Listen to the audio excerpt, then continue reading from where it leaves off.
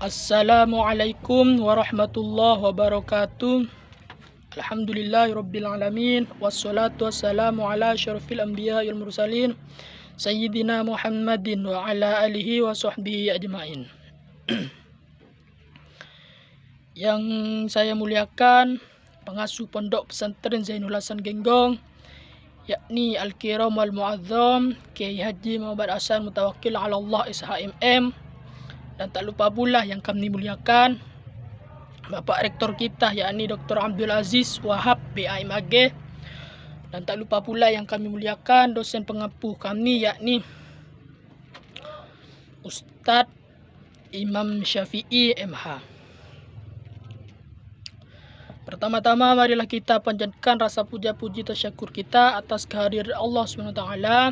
Kedua kalinya salawat beserta salam tetap tercurah limpahkan kepada baginda agung Nabi besar Nabi Muhammad SAW.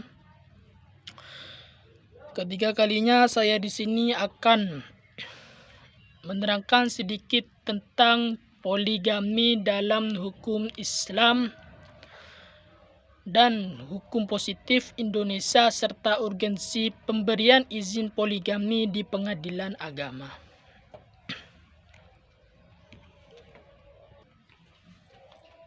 Poligami adalah fenomena kehidupan yang terjadi di sekitar kita. Istilah poligami sering terdengar, namun tidak banyak masyarakat yang dapat menerima keadaan ini. Kata poligami sendiri berasal dari Yunani, yaitu poligami. Yaitu poli berarti banyak dan gami berarti laki-laki. Jadi arti dari poligami adalah laki-laki yang beristri lebih dari satu orang wanita dalam satu ikatan perkawinan. Itu latar belakang. Sekarang metode penelitian. Tujuan kami menulis artikel ini adalah untuk mengetahui dasar hukum poligami dalam hukum Islam dan hukum positif di Indonesia, serta urgensi pemberian izin poligami di pengadilan agama, karena pelaku poligami lebih memilih melakukannya secara sembunyi-sembunyi yang pada gilirannya membawa implikasi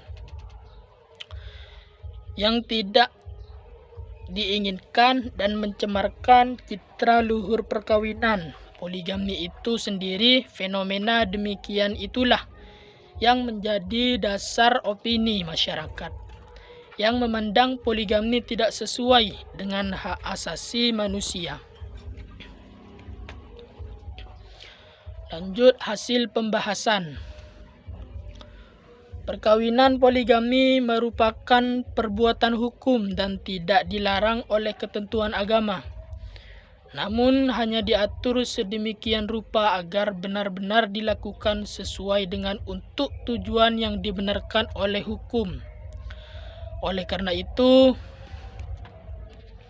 agar perkawinan poligami benar-benar dilakukan sesuai dengan tujuan perkawinan, maka perlu diatur dalam suatu peraturan perundang-undangan sebagai ketentuan pelaksana dari syariat perkawinan. Artinya negara wajib mengatur segala perbuatan hukum di wilayahnya demi terciptanya ketertiban hukum, memberikan perlindungan dan jaminan hukum bagi warganya, termasuk masalah perkawinan. Ketentuan-ketentuan yuridis formal yang menyangkut keharusan izin pengadilan untuk berpoligami adalah agar eksistensi dan konsekuensi dari perkawinan poligami itu berjalan sesuai dengan apa yang dikehendaki syariat agamanya,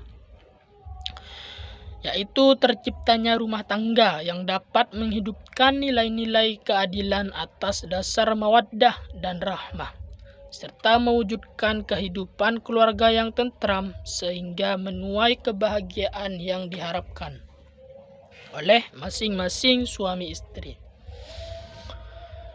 Lebih jauh lagi, rumah tangga yang demikian akan menjadi basis sosial yang menciptakan rasa aman dalam pergaulan hidup masyarakat umum. Hal ini karena sejumlah problem sosial sebagaimana telah diuraikan di atas didominasi faktor-faktor bobroknya kehidupan rumah tangga yang dibangun oleh setiap anggota masyarakat. Kesimpulannya, secara implisit Al-Quran membolehkan poligami, namun tidak menentukan persyaratan apapun secara tegas, kecuali bahwa memberikan warning, apabila kamu yakin apabila berpoligami nantinya akan mampu berlaku adil, karena adil itu sangat berat. Sementara syarat-syarat kebolehan berpoligami menurut Undang-Undang Nomor 1 Tahun 1974 terdapat dalam Pasal 4 Ayat 2 dan Pasal 5 Ayat 1. Adapun ketentuan yuridis formil yang menjadi dasar hukum pemberian izin poligami diatur dalam Undang-Undang Nomor 1 Tahun 1974 tentang perkawinan, Pasal 3 Ayat 2, Junto Pasal 43 PP Nomor 9 Tahun 1975, Instruksi Presiden Nomor 1 Tahun 1991 tentang KHI Pasal 56 Ayat 3. Kelebihan penelitian. Penelitian ini dapat membantu meningkatkan kualitas hidup.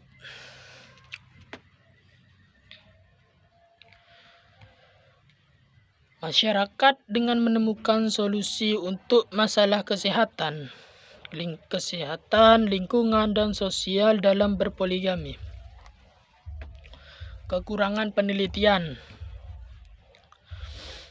Review mungkin tidak memiliki waktu yang cukup untuk membaca dan memahami jurnal secara menyeluruh, yang dapat menyebabkan review yang tidak akurat.